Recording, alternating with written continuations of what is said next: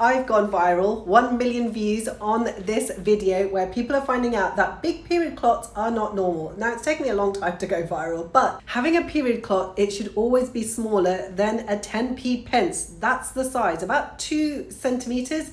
Any bigger than that is not normal.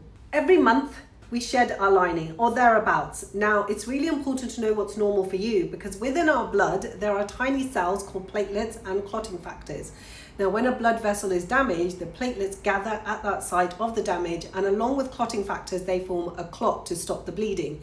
Now, during a menstrual cycle, when the womb lining is being shed, there is bleeding coming from the blood vessels into the womb. Now, if the blood accumulates in the womb or the vagina, it will form a blood clot, and that mechanism will depend on how big or small they are.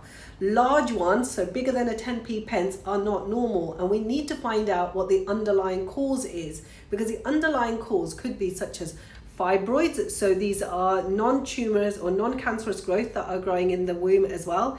It could be because of adenomyosis, so cells similar to the lining of the womb which are growing into the muscular wall. Endometriosis, which are cells similar to the lining of the womb that grow elsewhere, and so you could be bleeding from that as well. Polycystic ovaries syndrome, which is when you're getting a lifelong hormonal balance and you're getting cysts within the ovaries as well, but that might not happen all the time. Or some blood clotting disorders can also be impacting the amount that you're bleeding from here as well. And the only way you find out is once you start having your periods, or hormonal conditions such as under or overactive thyroid. The endometrial lining and how it sheds all depends on the balance of estrogen and progesterone within the body. Now, estrogen makes the lining get thicker and the progesterone stabilizes the lining. Conditions that are linked with high levels of estrogen can cause heavy or clotty period flow. Low progesterone levels also cause heavier bleeding. So for example, in the perimenopause, women have cycles, but they don't ovulate. And that lack of progesterone in the luteal phase causes heavier periods, often with clots, so that women can develop anemia. So it's so important to know what your normal is and make sure that you're not having heavy bleeding at any stage of your biological transition.